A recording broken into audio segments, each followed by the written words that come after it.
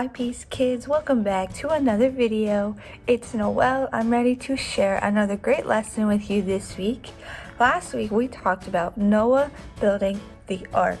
And this week we are going to continue that story and talk about how God flooded the earth and if Noah and his family survived on this ark that he built. This story is in Genesis 9:12 through 16, and God makes a promise to Noah and actually all of his people that we still hold on to today.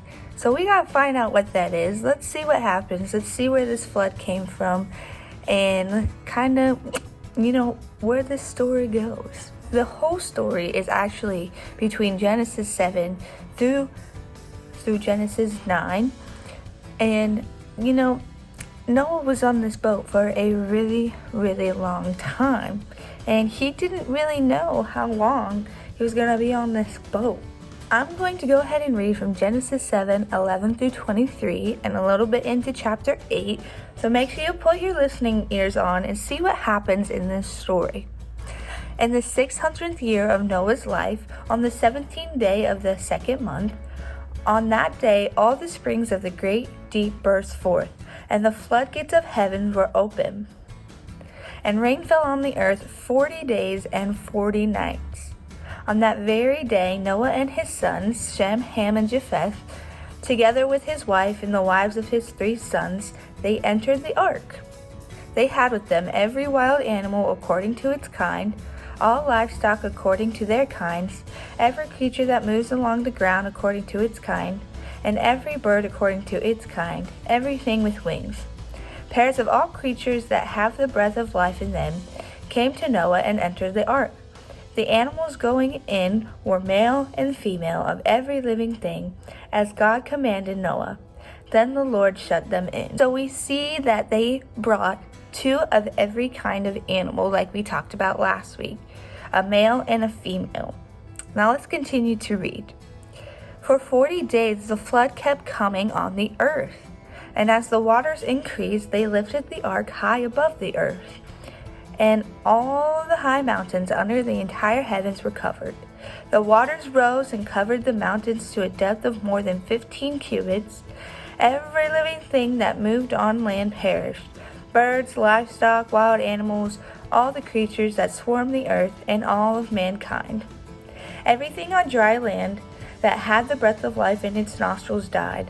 Every living thing on the face of the earth was wiped out. People and animals and the creatures that move along the ground and the birds were wiped from the earth. Only Noah was left and those with him on the ark. Noah, his family, and the animals were on the ark for more than a year. Being the only people left on earth might make people want to hug each other.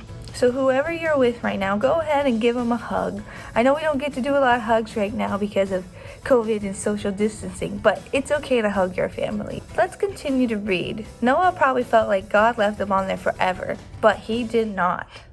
In Genesis 8:1 through 2, he says, But God remembered Noah and all the wild animals and the livestock that were with him in the ark. And he sent a wind over the earth, and the waters receded. Now the springs of the deep and the floodgates of the heavens had been closed, and the rain had stopped falling from the sky. It finally stopped raining. It had rained forever and ever and ever, and Noah thought it was never going to end. But it finally did. Now let's read verses 3 through 5. The water receded steadily from the earth. At the end of the 150 days, the water had gone down. And on the 17th day of the 7th month, the ark came to rest on the mountains of Ararat. The waters continued to recede until the 10th month, and on the first day of the 10th month, the tops of the mountain became visible.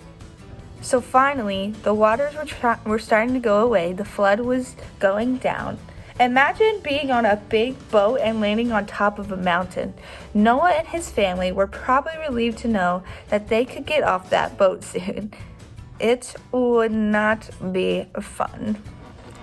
In Genesis 8:6 through 12, Noah sent out a bird to find dry land, but the bird didn't find any land that day. So Noah waited 7 more days. After those 7 days, Noah sent the bird out again, and it came back with an olive leaf. And that's how Noah knew that the water had receded from the earth. But he waited 7 more days. After 7 more days, Noah sent the bird out again, and this time it didn't return. So Noah knew that it was time to come out of the ark.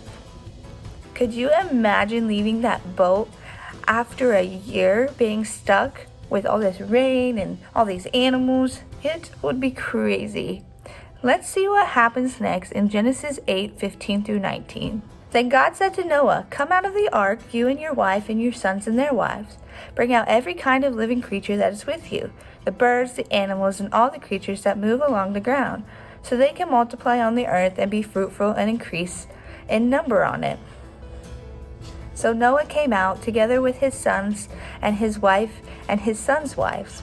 All the animals and all the creatures that move along the ground and all the birds, everything that moves on land, came out of the ark, one kind after another. Listen, guys, we can count on God's promises. I can't even imagine how wonderful it must have felt to get off that ark, let the animals run, and to enjoy the fresh air, solid ground, and bright sunshine.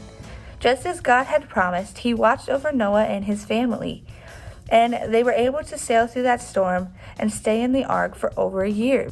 Noah was so grateful to God that he gave a special gift of thanks to Him. We'll say thank you to God for keeping His promises to us just as He kept His promises to Noah.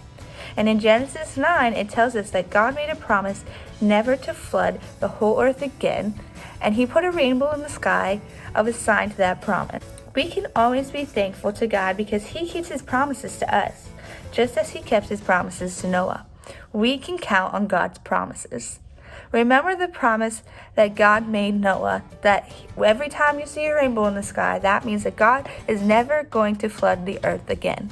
Rainbows are so awesome, but they also are a great reminder of what God did for Noah and what He's doing for us every day. I love you guys. I hope you have a great week at school, and we will see you in our next video. Bye!